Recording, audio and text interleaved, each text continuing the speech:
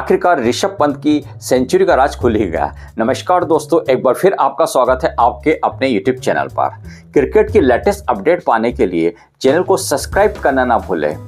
ऋषभ पंत जो कि red ball में एक अलग ही प्रकार के प्लेयर नजर आते हैं। खास करके यदि बात की जाए तो वे तीनों फॉर्मेट खेलते हैं, लेकिन वनडे और T20 में उस लय में नजर नहीं आते हैं जो कि रेड बॉल में व टेस्ट क्रिकेट में नजर आते हैं। या कहें कि जब वो वाइट ड्रेस पहनते हैं और वाइट ड्रेस में जब वो इंडिया के साथ खेलते हैं तो वे अलग ही लय में नजर आते हैं।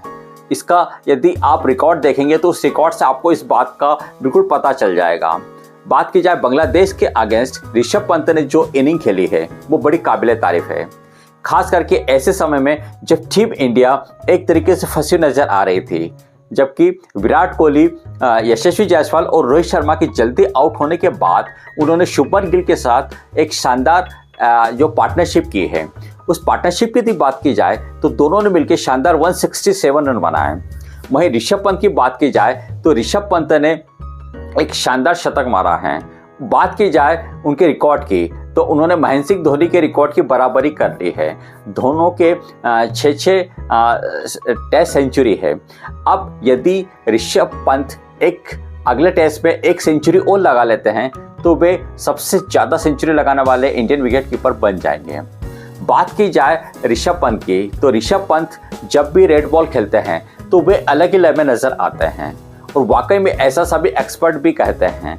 क्योंकि बात की जाए तो वो टेस्ट क्रिकेट जब खेलते हैं तो टेस्ट क्रिकेट में भी यदि बात की जाए तो वे थोड़ा मिक्स करते हैं T20 और वनडे को भी, क्योंकि उनकी जो खेलने की स्टाइल होती है या बड़े वो अटैकिंग क्रिकेट खेलते हैं, और अटैकिंग क्रिकेट खेलने के कारण कहीं ना कहीं बॉलर की यदि बात की जाए तो वो भी अपनी लाइन लेंथ तो खो देता है।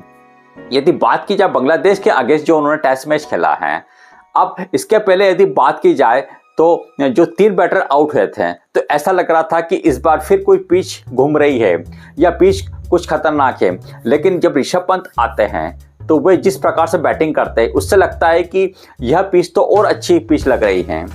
अब बात की जाए कि आखिरकार इस सेंचुरी का राज क्या है, तो इस सेंचुरी के राज की यदि बात की जाए तो इस सेंचुरी के राज से पहले एक इमेज आ रही है, और उस इमेज की बात की जाए तो उस इमेज के अंदर साफ देखा जा सकता है कि ऋषभ पंत जो हैं उन्होंने एक टेबल के ऊपर अपनी हेलमेट, ग्लव्स और बैट रखा हुआ है, और इनकी वो हाथ जोड़कर एक तरीके से पूजा कर रहे हैं।